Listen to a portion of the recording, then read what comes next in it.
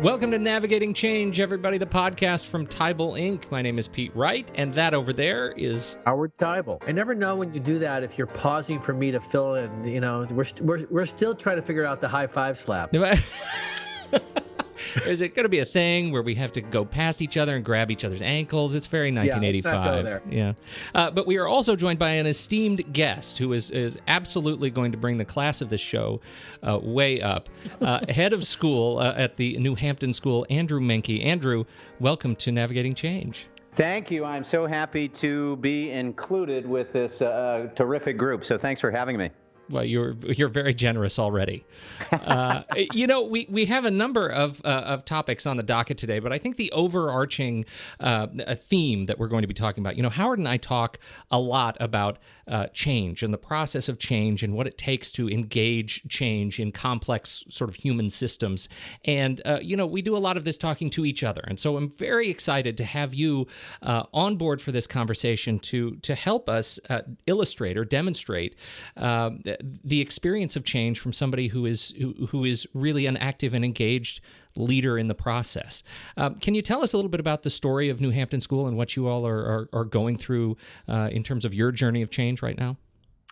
Yes, I always think about change kind of in two different places in the body, almost literally. The idea of change being something that I think ultimately all of us are receptive to intellectually with our heads, and then I think predisposed to be resistant to a little further down in our heart and in our gut. And I think that's the intersection of complexity when we think about change in an organization like New Hampton School or any complex organization that is really relational. Where there is challenges, I think. There are natural challenges between that intellectual and emotional reaction to change.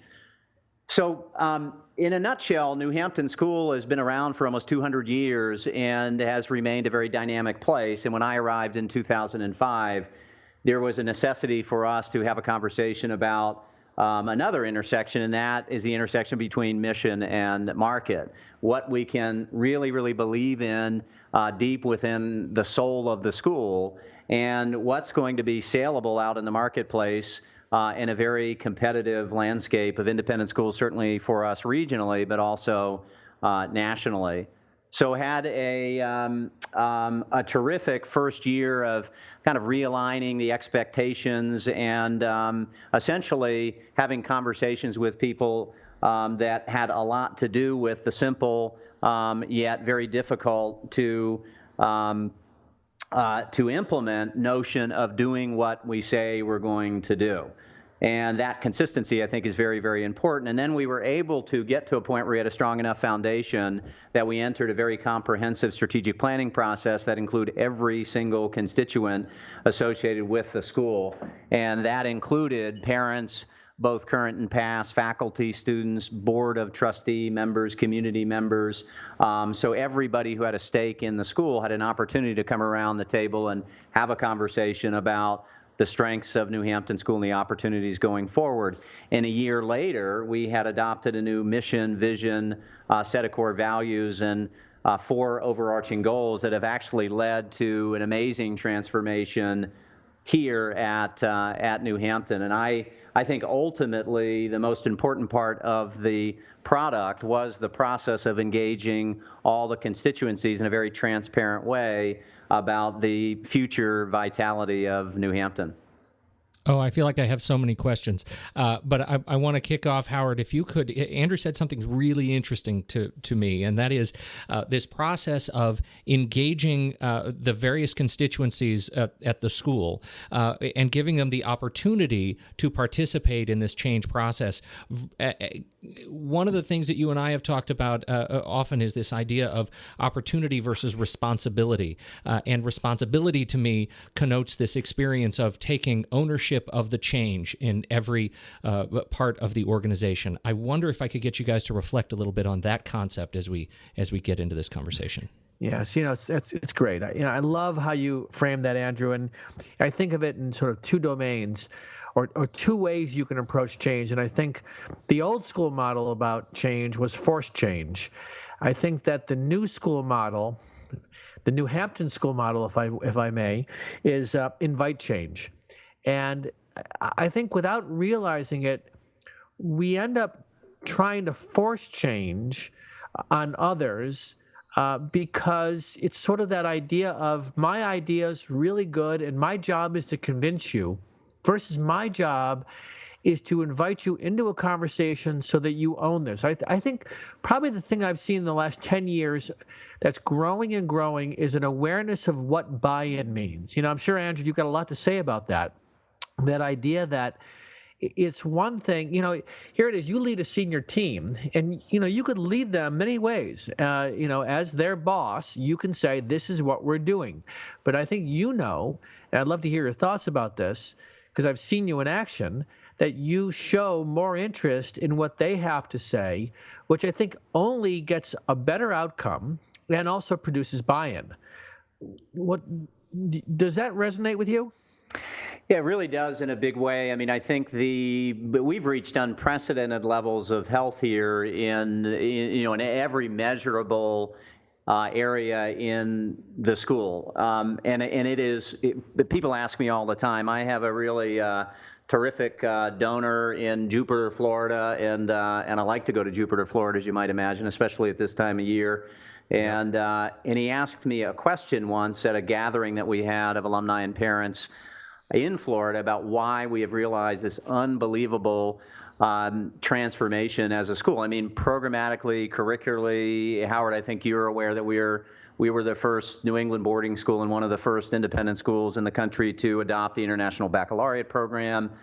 We have a set of core skills called the Foundations of Learning that was developed collaboratively by all departments and has been refined several times over the last 5 years.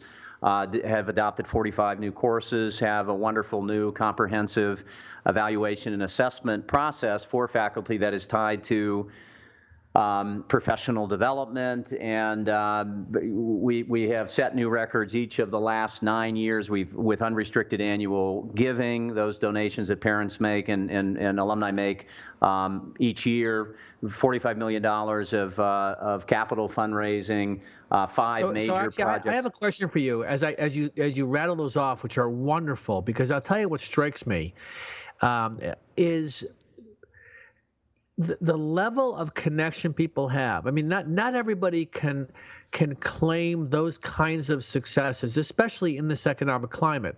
So if you step back and go, all right, if you think about what the special sauce is, what is it that that has produced that sense of optimism and engagement? I mean, when you step back and go, wow, I'm actually going along for the ride here on some level. I mean, I'm the head of school and I've got a certain responsibility, but I'm also inheriting a certain kind of momentum that's already here. What do you think? What do you attribute that success to that other heads of schools, or whether it's in K through 12 or even higher education, would be interested to hear? Do you have it? Could you synopsize it in one simple kind of message? Yeah, I think it's talent and shared purpose. There we go. Talent and shared purpose. Yeah. I love it. So this terrific guy in Jupiter, Florida, Walter Ungerman is his name, and we're still working on him for a major gift here at New Hampton, and he knows that. And so he asked the question about why we've had this phenomenal success, and it really is attracting and retaining talent and engaging them in a conversation that, Pete, to your point, and Howard, you know this, that we have an opportunity to work together to reshape an educational landscape, and I think people can get really excited about that, and there is a healthy sense of urgency here, and the people who join our team, and I'm not just talking about the administrative team, but every employee here shares that healthy sense of urgency, and it creates a dynamic work environment that I think people are very attracted to, and those who aren't, just like students who may not be the right fit here, they may not be the right fit, but we've realized amazing success, and it's just fun to come to work every day. And as I look into the future, we have a bright one because we have people who are very, very devoted to the next chapters and the evolutionary nature of what I think is best in education, that these environments should be environments that are dynamic. There's a level of consistency that's obviously important when you work with adolescents. But students and parents continually talk about the energy they feel from the adults that they spend time with, and those adults have a shared purpose that is absolutely inspiring. But so here's what comes to mind for me, having spent some time with you and your senior team, is that I also know you're trying to push the envelope. I think that institutions like yours live in a sense in two worlds. One world is the tradition and what New Hampton has been for the last 200 years, and then there's the looking forward. What is the 22nd century school? How do we need to be changing and finding that right balance? And I know that you're right in the middle of trying to negotiate that balance between tradition and innovation. I'd love to hear you talk about how you're approaching that. Yeah, we, there's also I think an interesting intersection, at least at New Hampton, between necessity and design, they're different kind of drivers, and I think both are in play in a real competitive landscape like ours. And we're now, fortunately, in a position of health where we're thinking more about design, being more intentional, being more thoughtful, and no less of this sense of urgency, but really being very, very considerate of what we've accomplished, the platform from which we can stand and look out and ahead. So I think there are three major factors, essential elements of transformation, and I don't know if this holds true in every enterprise, but they are the following. One is that I think you have to have a compelling, big idea, and ideally several big ideas. You have to have phenomenal leadership, and I'm not talking about sitting in the chair that I sit in, but campus-wide in the adults and ideally, in our case, in the student population. And then finally, you have to have a significant infusion of resources. And the big ideas that we're thinking about right now are in part a result of a shifting and interconnected and interdependent landscape that has never been experienced in human history. And so we're thinking about the idea of how we reimagine and redesign ultimately the secondary school experience. We believe that we have the DNA and the culture here, given the fact that everybody is really pushing and leaning forward and very excited about evolutionary change here at New Hampton, that we're bold enough to believe that we can recast what a secondary school, what a high school experience actually looks like. I think these are fantastic, and looking at the website, just judging by newhampton.org, you all have taken on some big, audacious, hairy, scary, wonderful new projects, and you are obviously on the leading edge of technology implementation.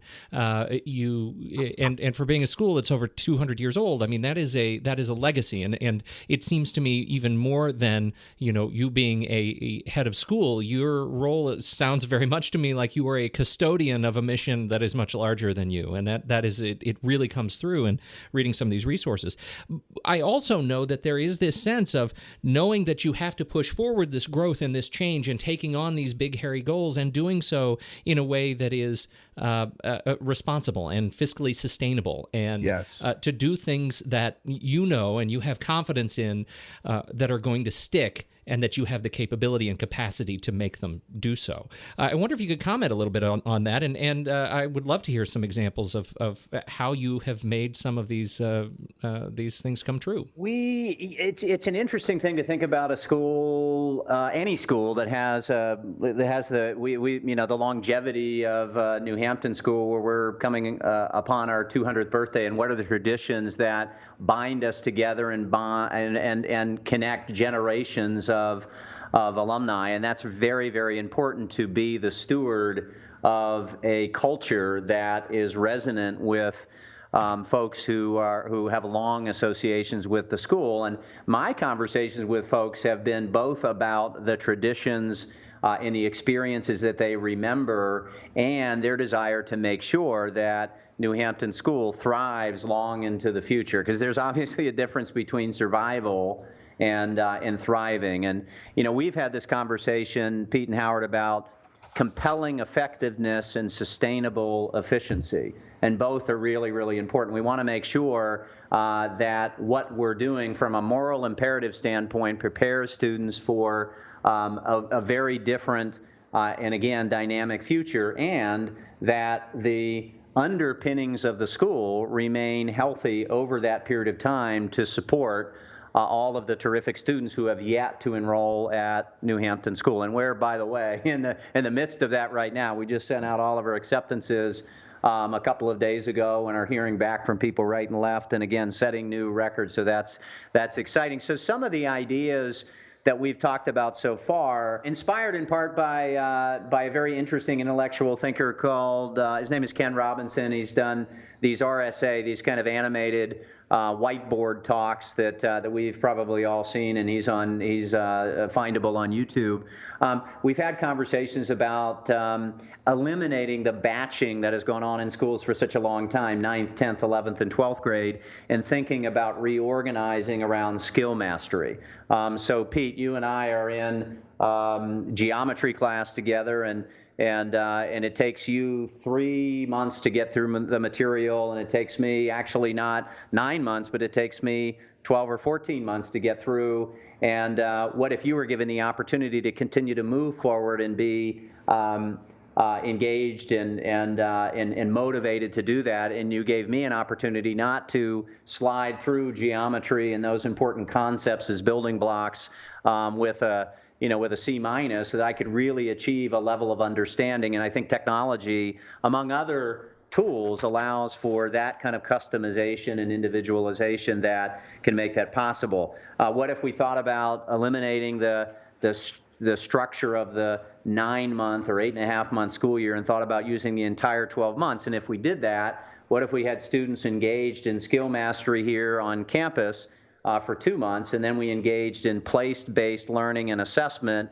in kind of an internship way in the field as a field study to show what they know and make the experience of assessment and learning more relevant than the abstract experience that so many students have sitting in a classroom. So Andrew, these are a couple of ideas. These are fantastic ideas.